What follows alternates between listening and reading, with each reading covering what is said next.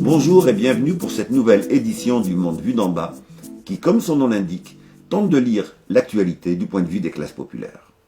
Nous espérons que l'été a été pour vous reposant et que vos batteries sont rechargées. Nous consacrons notre chronique de cette semaine à deux questions. La première est le projet états-unien d'une loi dite, je cite, contre les activités malveillantes de la Russie en Afrique et les réactions africaines qu'elle a suscitées. La seconde est la saisine du Conseil de sécurité par le Mali contre la France. Pour ces deux informations, la plupart des grands médias ont été d'un mutisme assourdissant. Le secrétaire d'État états-unien, Anthony Blinken, était en visite dans plusieurs pays africains en août dernier, l'Afrique du Sud, la République démocratique du Congo et le Rwanda. Il suivait de quelques jours la tournée de Sergueï Lavrov en Ouganda, Égypte, Éthiopie et Congo-Brazzaville. Blinken était accompagné d'une cinquantaine de représentants officiels, d'experts et de chefs d'entreprise. Ce voyage était censé symboliser la rupture avec la politique de Donald Trump, qui avait qualifié en janvier 2018 les pays africains de « pays de merde ». Anthony Blinken déclare ainsi à son arrivée à Pretoria le 3 août dernier « Ce voyage est un signal, une preuve de l'importance que l'on accorde à nos relations avec l'Afrique ». La conférence de presse qu'il tient avec la ministre sud-africaine des Relations internationales, Naledi Pandor, est cependant le lieu d'une mise au point de la ministre sud-africaine contre l'ingérence états-unienne en Afrique. Je cite « Nous sommes des nations souveraines, sur un même pied d'égalité. Ce qui ferait marcher les choses, c'est le respect mutuel. Ce que je déteste, c'est qu'on me dise soit vous choisissez ce qu'on vous recommande, ou vous en subirez les conséquences. Je ne serai jamais intimidé de la sorte, et je ne m'attendrai pas non plus qu'un autre pays africain accepte d'être intimidé de la sorte. » Fin de citation. La mise au point de la ministre sud-africaine était une réponse à deux provocations états-uniennes. La première provocation se situe dans les déclarations de Linda Thomas-Greenfield, ancienne secrétaire d'État adjointe chargée des affaires africaines auprès d'Obama et actuelle ambassadrice de l'ONU. Lors d'une visite en Ouganda, 2 semaines auparavant, celle-ci déclarait en effet, je cite, « Si un pays décide de traiter avec la Russie, alors qu'il existe des sanctions, il enfreint ces sanctions. Il enfreint nos sanctions et dans certains cas, il enfreint les sanctions de l'ONU avec d'autres pays. Et nous conseillons aux pays de ne pas enfreindre ces sanctions, car s'ils le font, ils risquent de faire l'objet de mesures à leur encontre pour avoir enfreint ces sanctions, a martelé l'ambassadrice. » Fin de citation. La seconde provocation à laquelle répond la ministre sud-africaine est encore plus scandaleuse. Il s'agit ni plus ni moins que du vote par la Chambre des députés d'un projet de loi prévoyant de sanctionner les pays africains ne prenant pas suffisamment leur distance avec Moscou. Ce projet, intitulé « Loi de lutte contre les activités malveillantes de la Russie en Afrique », fut sévèrement critiqué par la ministre sud-africaine. Je cite, « Ce texte est offensant, car il vise à punir les pays qui ne suivent pas la ligne américaine sur le conflit entre l'Ukraine et la Russie. » Réaffirmant le refus de l'ingérence états-unienne, la ministre sud-africaine s'est exprimée sur de nombreuses divergences avec les États-Unis en matière de politique étrangère. Elle rappela ainsi qu'Israël est un État d'apartheid, que les frappes israéliennes récentes contre Gaza ne sont pas condamnées par les États-Unis. Je cite, « Nous devrions être autant alarmés par le sort des Palestiniens que par celui des Ukrainiens. » De la même façon, la ministre a publiquement critiqué la reconnaissance par les États-Unis de la souveraineté du Maroc sur le Sahara occidental et a réaffirmé le soutien de l'Afrique du Sud au droit à l'autodétermination du peuple sahraoui.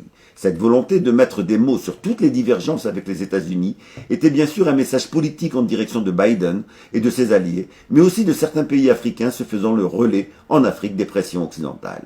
Le contenu de ce message peut se résumer comme suit. L'Afrique refuse la logique d'une nouvelle guerre froide que veulent imposer les États-Unis et défend un monde multipolaire refusant l'ingérence étrangère. Le projet de loi visant à légitimer ces nouvelles ingérences états-uniennes a été adopté à la Chambre des députés en avril 2022. Il doit prochainement passer au Sénat. À l'occasion de son adoption par la Chambre des députés, le président de la Commission étrangère de la Chambre résumait comme suit la véritable nature de ce projet de loi. Je cite, « Le projet de loi fait appel aux ressources du département d'État et d'autres agences fédérales pour examiner les activités malveillantes de la Fédération de Russie en Afrique et demander des comptes à ceux qui sont complices de ces activités. Les États-Unis ne resteront pas les bras croisés et ne laisseront pas la machine de guerre de Poutine se renforcer au détriment des États fragiles d'Afrique et d'ailleurs. » Fin de citation. Le 15 août dernier, le ministre malien des Affaires étrangères, Abdoulaye Diop, a demandé aux Nations Unies une réunion d'urgence du Conseil de sécurité pour faire cesser, je cite, « les violations répétitives et fréquentes de l'espace aérien national ». Fin de citation. Les accusations maliennes ne s'arrêtent pas là. La France est également accusée de soutenir certains groupes terroristes pour maintenir l'insécurité dans la région et ainsi justifier le maintien durable des troupes françaises en Afrique. Enfin, le Mali accuse la France de mener des opérations visant à déstabiliser et à renverser l'actuel gouvernement malien. Je cite, « Il convient de rappeler que c'est en raison de suspicions de manœuvres de déstabilisation de la France que le gouvernement du Mali s'est fermement opposé à la demande de soutien aérien de la France au profit de la MINUSMA afin qu'elle ne se serve pas de la mission onusienne comme prétexte pour mener des opérations subversives visant à fragiliser davantage le Mali et la région du Sahel. » Fin de citation. Dans la saisine du Conseil de sécurité, le ministre malien explique, je cite, « Ces violations flagrantes de l'espace aérien malien ont servi à la France pour collecter des renseignements au profit de groupes terroristes opérant dans le Sahel et pour leur larguer des armes et des munitions. Les autorités maliennes disposent de plusieurs éléments de preuve que ces violations flagrantes de l'espace aérien malien ont servi à la France pour collecter des renseignements au profit de groupes terroristes opérant dans le Sahel et pour leur larguer des armes et des munitions. » Fin de citation. Plusieurs journaux maliens ont par ailleurs donné des informations sur la nature des preuves que prétend avoir le gouvernement malien, à savoir des témoignages de combattants djihadistes affirmant avoir été aidés par l'armée française, plus d'une cinquantaine de violations de l'espace aérien malien par les drones et des aéronefs, des conversations radio interceptées et enregistrées, etc. La saisine du Conseil de sécurité demande à ce dernier d'exiger, je cite, que la France cesse immédiatement ses actes d'agression. Fin de citation. Elle prévient enfin que, je cite, le Mali se réserve le droit de faire usage de la légitime défense conformément à l'article 51 de la Charte des Nations Unies. Les réactions de Paris devant une critique aussi grave ont été particulièrement timides. Aucune intervention de Macron ni d'aucun membre du gouvernement ne se sont exprimés sur la question. Seule l'ambassade de France et un militaire de Barkhane ont timidement assuré le service minimum. L'ambassade de France au Mali explique ainsi, je cite, « La France n'a évidemment jamais soutenu directement ou indirectement ces groupes terroristes qui demeurent ses ennemis désignés sur l'ensemble de la planète. » Fin de citation. La journaliste Martine Laroche-Joubert résume comme suit cette non-réaction gouvernementale. Je cite, « Pour ceux qui s'attendaient à des démentis sur la base de preuves à la hauteur des accusations que le Mali a brandies, la déception fut totale. » Fin de citation.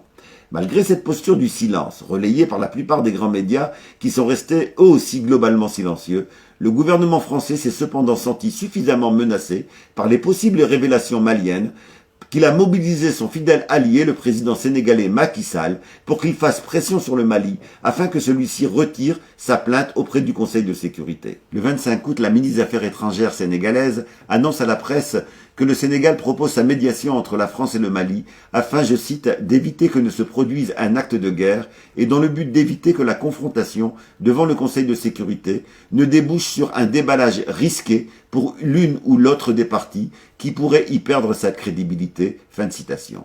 La France a bien entendu un intérêt important à éviter la tenue de cette réunion du Conseil de sécurité. Jamais l'État malien n'aurait couru le risque d'une telle confrontation sans disposer d'éléments compromettants pour Paris. Nul doute que la France profitera du fait qu'elle a pris la présidence du Conseil de sécurité le 1er septembre pour tenter d'enterrer cette demande malienne. Elle peut compter pour cela sur le soutien des États-Unis et des autres pays de l'OTAN qui considèrent l'Afrique comme leur chasse gardée. La ministre allemande des Affaires étrangères déclarait ainsi lors d'une conférence de presse avec son homologue marocain le 26 août, je cite, « Nous ne devons pas abandonner le Mali et surtout, nous ne devons pas le laisser à la Russie. » Il est trop tôt pour savoir si les manœuvres françaises éviteront à Paris la confrontation avec les preuves que le Mali dit posséder. En revanche, ce qui est ici mis en exergue de manière incontestable, c'est le caractère inégal de l'organisation actuelle du Conseil de sécurité des Nations Unies. Le simple fait qu'aucun pays africain, ni même l'Union africaine, ne dispose de siège permanent au Conseil de sécurité et du droit de veto qui l'accompagne est un indicateur de cette inégalité. Un continent aussi essentiel pour la paix mondiale que l'Afrique est de fait dépossédé du droit de peser sur les questions touchant à sa sécurité. C'est cette situation qui a permis à la France de détourner les résolutions du Conseil de sécurité pour mener la guerre en Libye, court-circuiter les solutions négociées avec Kadhafi, entreprises par plusieurs pays africains, et plonger durablement toute la région dans le chaos. Le gouvernement malien rappelait d'ailleurs cette responsabilité française dans son communiqué, prenant acte du départ des troupes de Barkhane du pays. Je cite, « Le gouvernement de la transition souligne que la détérioration de la situation sécuritaire au Mali et dans le Sahel est une conséquence immédiate de l'intervention de la France et de ses alliés en Libye. » Fin de citation. Le savoir est une arme, et il commence par le savoir s'informer. Nous espérons que notre émission a apporté sa contribution à cette information citoyenne, nécessaire et urgente. N'hésitez pas à nous transmettre des sujets d'actualité que vous souhaitez voir traités dans notre émission. Ils seront traités dès qu'un fait d'actualité en lien avec eux permettra d'y revenir. Nous vous donnons rendez-vous la semaine prochaine pour une nouvelle séance du Monde vu d'en bas.